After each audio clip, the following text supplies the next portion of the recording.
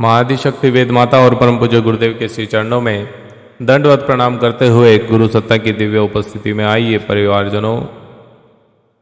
अखंड ज्योति पत्रिका 2003 व्यक्तित्व निर्माण एक लेख प्रकाशित हुआ। सुसंस्कारिता की फसल हमें अपने अंदर उगानी चाहिए। बहुत ही मार्मिक लेख है और आप सभी से निवेदन करता हूं कि इसको आप ध्यानपूर्वक सुनिए, आत्मसात करिए। बहुत ही सुंदरता के साथ मार्गदर्शन मिला है। संपदा संपादित करना सर्वथा अपने हाथ के बलबूते की बात नहीं। परिस्थितियों की प्रतिकूलता उसमें बाधक भी हो सकती है। प्रकृति प्रकोपों के कारण कई बार ऐसी विपन्नता उत्पन्न हो जाती है कि करा धरा पुरुषार्थ मठिया मेट हो जाता है। खेत में अच्छा बीज डालने, खाद पानी का उचित प्रबंध करने से भी यह निश्चित नहीं है कि इच्छित उत्पादन होकर ही रहेगा। क्यों?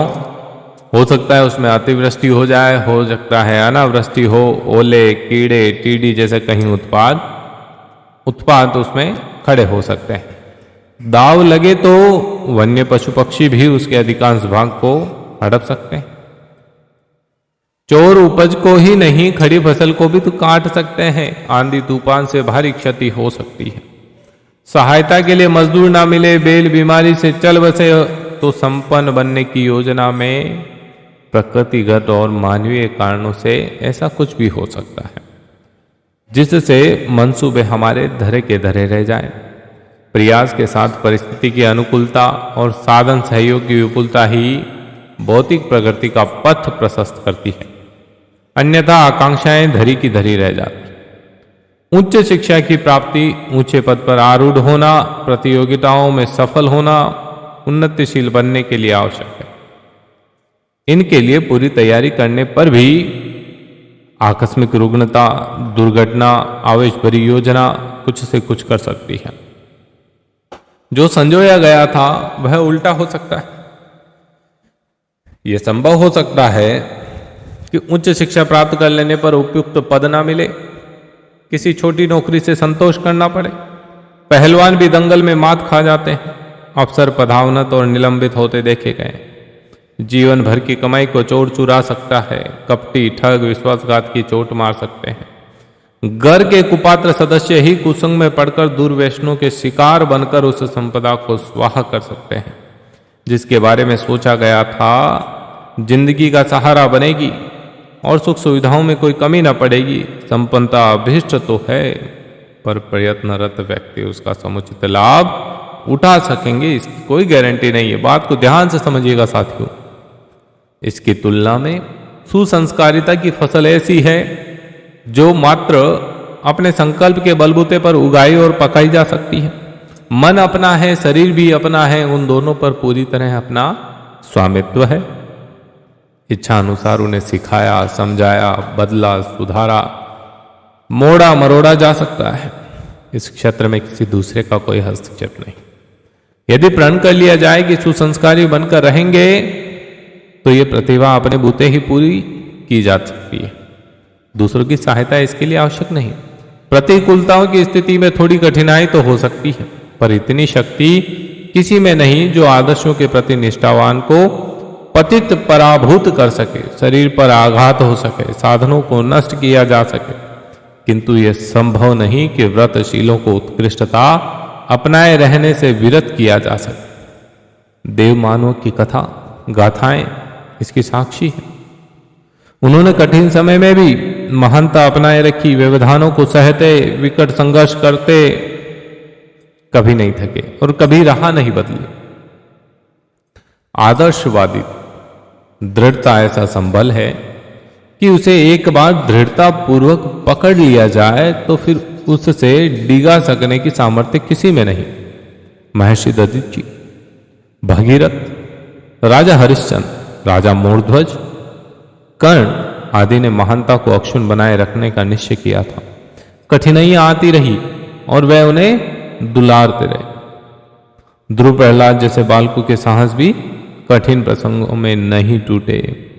दमयंती, सीता, सावित्री, सुकन्या, शैव्या, अरुंधति, इला, अपाला, मीरा जैसी महिलाएं जब अपनी उत्कृष्टता को अक्षुण्ण बनाए रखने के लिए कटिबद्ध हो गई तो उनकी गरिमा पर उंगली उठाने की किसी में भी हिम्मत नहीं हुई। विपत्तियों के तूफान उनसे टकरा कर वापस लौट गए। भौतिक संपदाओं को उन्नति का आधार तो माना जा सकता है, पर कोई दावे के साथ यह नहीं कह सकता है कि किसी की आकांक्षाएं उनसे पूरा होकर ही रहेगी। उस निमित्त पोषण ही पर्याप्त नहीं है। परिस्थितियों की अनुकूलता भी चाहिए। प्रतिकूलता अड़ जाने पर तो सारा गुड़ गोबर हो जाएगा। सुसंस्कारिता संपादन के संबंध में ऐसी बात नहीं है। उसे स्वावलंबन पूर्वक कमाया और बढ़ाया जा सकता है। सद्गुणों का अभ्यास अपने बलबूते हो सकता है। दुर्बल मन वाले ही कुसंग से प्रभावित होते हैं। मनुष्य के लिए आत्मा का संकल्प और परमात्मा का विश्वास, इन दोनों के सुदृढ़ बने रहने पर ही काम चल जाता है। बुरी आदतें डाली जा सकती है, पर यह नहीं समझना चाहिए कि अच्छी आदतें डालना उससे कठिन है। कुमार अपनी मर्जी के अनुरूप चाक पर चित्र विचित्र आकृतियों के बर्तन बनाता है। मनुष्य की अंतरात्मा यदि समर्थ सतेज बनी रहे तो वह भी अपने आप को जैसा भी चाहे, भला या बुरा बना सकती है, वैसा अपने आप को गढ़ सकती है। ये कार्य कठिन नहीं, सरल है। समृद्धि अर्जित करने की तुलना में प्रतिभा का उपार्जन सरल है। करोड़पति मिलकर भी एक गांधी की बराबरी नहीं कर सकते। एक महामानव लाख पहलवानों से बढ़कर है। इस तथ्य को समझा जा सके तो व्यक्ति समृद्ध बनने के लिए जितना प्रयत्न करता है उससे 1000 गुना अधिक प्रबुद्ध बनने के लिए करेगा। मूर्धन्य लोगों को यह सूझ पड़े कि प्रजाजनों की शारीरिक आवश्यकताओं की तरह अंतरात्मा की भावनाओं को विकसित करना भी आवश्यक है, तो वे दूसरी तरह से सोचे और अपनी प्रयास योजनाओं का कम से कम आधा भाग सद्भाव संवर्धन के लिए निश्चय ही सुरक्षित रखें। विचारशील व्यक्ति आलस्य प्रमाद में छूट सकता है। अवगति के गड्ढे में उछलकर गति की मुंडेर पर आ सकता है। उस राजमार्ग को पकड़ सकता है जिस पर चलते हुए अपनी ही नहीं प्रभाव क्षेत्र की भी दरिद्रता को मार भगा सकता है। संपत्ति पुरुषार्थ को उत्पन्न नहीं करती, पुरुषार्थ संपत्ति को उत्पन्न करता है। इस बात को समझना है। संपदा से मनुष्य पैदा नहीं होता। मनुष्य के पसीने से दौलत पैदा होती है। यह समझा जा सके तो मनुष्य को समृद्ध, शिक्षित, बलिष्ठ, चतुर बनाने की अपेक्षा ऐसा शिल्पी बनाया जाए जो अपने आप को भी ढाल सके, समीपवर्ती मिट्टी खोदकर उसे देव प्रतिमा के रूप में सुसज्जित कर सके। यदि ऐसा कर कि कोई एक व्यक्ति ढल सके तो उस पर स्नातक प्रमाण पत्रों के गाड़ी भरे कागज तोरणों की तरह स्वागत पद पर लटकाए जा सकते हैं। परिश्रमी पसीने की बूंदों से खेती उगाते हैं। सज्जन अपने अनेक सहयोगी और प्रशंसक बुला लेते हैं। जिज्ञासा उभरे तो समाधान बताने वाले ब्रह्मांड के किसी भी कोने से निकल आते हैं। पढ़ने में रुचि हो तो जेल के कैदी फर्श की स्लेट पर अभ्यास कर विद्यावान बनते देखे जाते हैं। इसी प्रगतिशीलता को बोते, उगाते, सींचते, बढ़ाते और उसकी रखवाली करते हुए वैभव भरी उपज के स्तर पर पहुंचाया जाना चाहिए। यदि यह लगन लग पड़े तो अकबर जैसे निरक्षर इतने प्रवीण हो सकते हैं कि बचपन से ही कामकाज संभाल ले और सभा के नवरत्नों का मार्गदर्शन करे। शिक्षा का अपना महत्व है। साक्षरता संवर्धन के प्रयत्न तो सरकारी और गैर सरकारी स्तर पर चलते ही रहने हैं।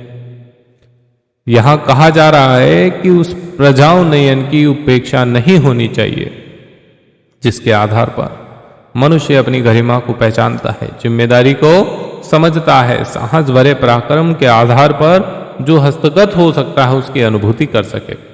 संपदा के संपादन से बढ़कर सुसंस्कारिता का उत्पादन महत्वपूर्ण है।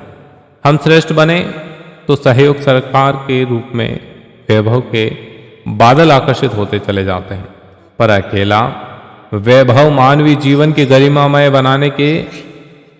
बनाने में विफल होता है।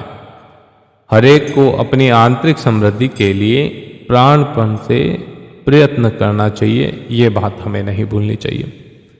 ऐशो आराम भली नहीं, सुसंस्कारिता हमारी नई पीढ़ी में हमें गढ़नी चाहिए, हमारे बच्चों को सुसंस्कारी बनाना चाहिए, ये ज़रूरी है। वर्तमान समय में 80% देशों में ये कॉन्सेप्ट ख़त्म हो चुका है। बड़ी दिक्कत वाली बात है। ऐशो आराम चाहिए, लेकिन ऐशो आराम के बदले में आपको मिलेगा क्या, ये भी तो देखो।